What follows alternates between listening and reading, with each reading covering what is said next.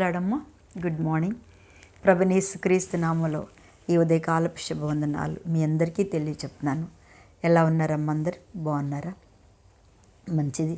మీ అందరు నాకు చెప్తున్న వందనాలకు కూడా నేను మీకు ఎంతగానో మరి దేవుని యొక్క ఆశీర్వాదాలను మీకు మరలా తిరిగి అందచేస్తున్నాను. చాలామంది లైవ్లో ఉంటున్నారు, అందరిని బట్టి వందనాలు. ప్రైజ్ లార్డ్ చెప్తున్నారు. నేను అవన్నీ చూసుకుంటున్నాను. రిప్లై ఇవ్వకపోయినా మీరు చూసుకున్న వెంటనే మీకు ప్రైజ్ లార్డ్ చెప్తున్నానమ్మా. మంచిది. దేవుడు ఇలాంటి మంచి బంధాన్ని మనందరికీ కలగచేసినందుకు ఆ దేవదేవునికి మహిమ కలుగును గాక. అన్నిటికంటే ముందు మనందరినీ దేవుని యొక్క సన్నిధికి చేర్చగలిగిన ఒక అద్భుతమైన శ్రేష్టమైన వరం ఏంటో తెలుసా? ప్రేమ. దేవునికి స్తోత్రం. ప్రేమ అనే 2 అక్షరాలు ఎవరిలో అయితే ఉంటాయో వాళ్ళల్లో దేవుని యొక్క ప్రేమను మనం రుచి చూస్తాము. నిజమేలే, ఈ రోజుల్లో ప్రేమను కూడా ద్వేషించే వాళ్ళు ఉన్నారు. ఈ రోజుల్లో ప్రేమిస్తుంటే కూడా దాన్ని కూడా అలసుగా తీసుకునే వాళ్ళు కూడా ఈ రోజుల్లో ఉన్నారు.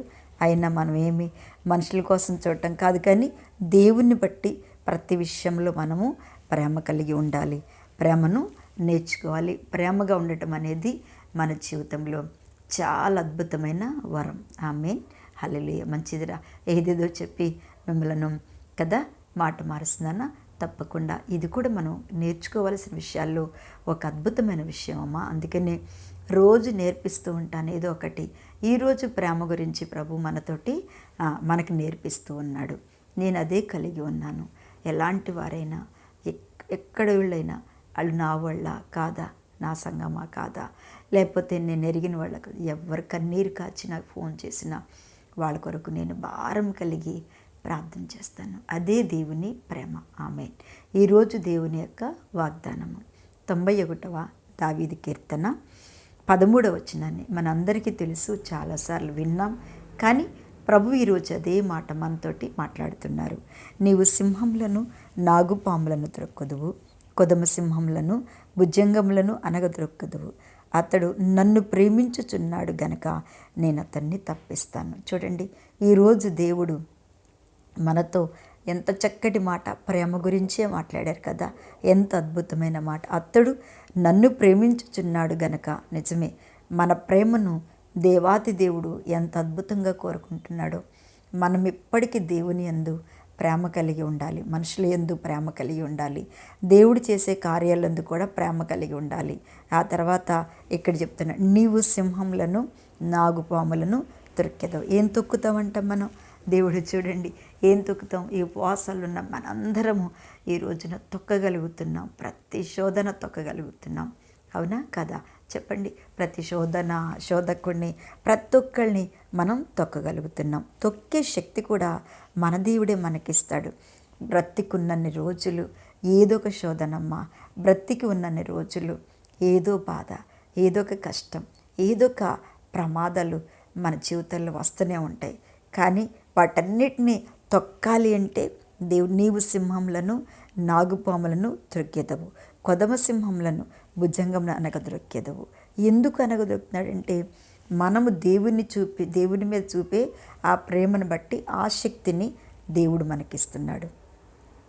రెండోది ఏంటంటే మనం ఆయన్ని ప్రేమిస్తున్నాం కాబట్టి ప్రతి విషయంలో మనల్ని తప్పిస్తున్నాడు. చూడండి ఎన్ని మార్లు మనల్ని ప్రమాదం నుంచి తప్పించాడు, శోధన నుంచి తప్పించాడు, శత్రువుల నుంచి తప్పించాడు కదా. దేవుడు ఎంతమంది నుంచో మనల్ని తప్పిస్తున్నాడు. మనం నిజంగా ఈ రోజున చూసుకుంటే మరణం అనేది మన చేతుల్లో లేదు కదా.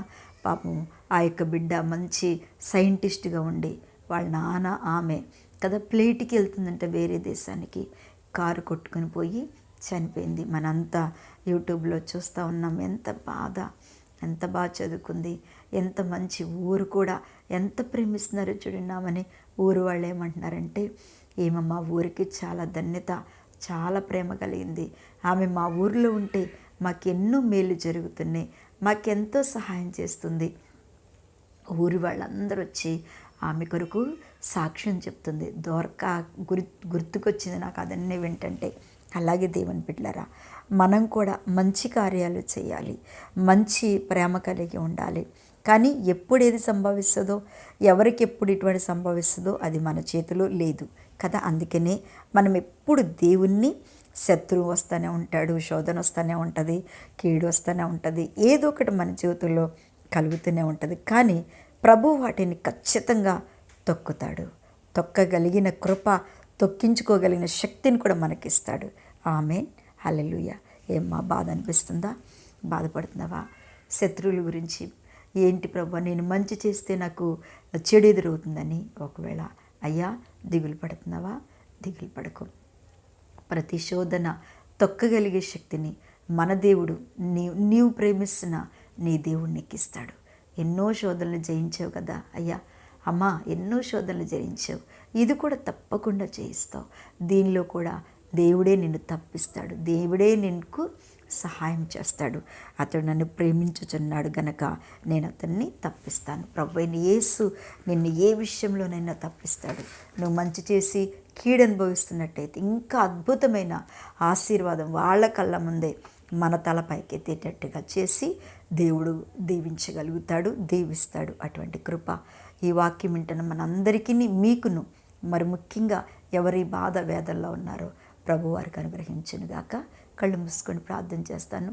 మహాపరిశుద్ధుడ, మహిమ కలిగిన తండ్రి, ఈ దినం ఎంతమంది ఏకీభవిస్తున్నారో వారందరినీ జ్ఞాపకం చేసుకుని ప్రభు వారికి ఏ విషయంలోనైనా తొక్కగలిగే శక్తినిచ్చి నాయన మీరు ప్రేమిస్తున్న ప్రతి విషయంలో వారిని గణపరచండి. ఈ రోజంతా తోడుగా నీడుగా ఉండి, పుట్టినరోజు, వివాహ దినము, అలాగే ఎవరైనా అనారోగ్యంగా ఉంటే యేసునామములో తాకి ఈ రోజంతా కృపా క్షేమములు వారితో ఉంచమని యేసునామములో అడుగుచున్న తండ్రి, ఆమేన్. Praise lord. దేవుడు మిమ్మల్ని దీవించునుగాక. ఆమేన్. మరొకసారి మేము ముందుకు వచ్చాము. ఏంటంటే ఒకప్పుడు ఉపవాసాలు ఉంటున్నాం కదమ్మా. ఆఖరి రోజున, ఆఖరి అంటే శనివారం 14వ తారీఖు, ఆదివారం 15వ తారీఖు, ఈ 2 రోజులు కూడా మంచి మీటింగ్స్ జరుగుతున్నాయి అమ్మ. గొప్ప దైవ సేవకులు, అనుభవ గారని, మంచి ప్రవచన వరములు, దర్శన వరము, మరి వివేచన వరం కలిగిన దైవజనులు మన దగ్గరికి వస్తున్నారమ్మా. ప్రతి ఒక్కళ్ళు కూడా మరి ఎక్కడున్నా మీరు ఈ మీటింగ్కి రావాలని హృదయపూర్వకంగా ఆహ్వానిస్తున్నాను. ముగింపు సభలో మీరు ఖచ్చితంగా ఉండాలి. మా అందరితో కలిసి మీరు ఏకీభవించాలి. మీరు కూడా అందరితో కలిసి దీవెన పొందుకోవాలని మనస్ఫూర్తిగా కోరుకుంటున్నాను. మీరు వస్తారని నేను ఎదురు చూస్తూ ఉన్నాను. ఇంకోటి లైవ్లో కూడా ప్రతిరోజు సాయంకాలం లైవ్ ఉంటుంది కమ్మా. 6 గంటల నుంచి 7 గంటల వరకు ప్రతి ఒక్కరు కూడా ఆ లైవ్లోకి మీరు ఏకీభవించండి. ఎన్నో అద్భుతాలు జరుగుతున్నాయి. ఆ లైవ్లోనే ఎన్నో కార్యాలు దేవుడు చేస్తున్నాడు, స్వస్థతలు ఇస్తున్నాడు. మీరందరూ కూడా ఆ లైవ్లోకి వచ్చి దేవుని సన్నిధిలో ఆరాధన చేయాలని మరి ముఖ్యంగా నేను మనవి చేస్తున్నా. అలాగే ముగింపు మాత్రం మీరు మర్చిపోవద్దు. దేవుని చిత్తమైతే మీరు కూడా మీకు సహాయం చేయాలని ప్రేరేపిస్తే మరి మా దగ్గర మా స్క్రీన్ మీద ఇస్తున్న నెంబర్స్ ఉన్నాయి కాబట్టి వాటన్నిటి కూడా మీరు కూడా హెల్ప్ చేయండి. ఇది బాగా జరగాలని ప్రార్థన చేయండి. వాతావరణం అంతా దేవుని స్వాధీనంలో ఉండాలని ప్రార్థన చేయండి. మీరందరూ కూడా వచ్చి ఇందులో పాల్పంపులు పొందాలి. ఓకేనా? మంచిదిరా. దేవుడు మిమ్మల్ని దీవించునుగాక.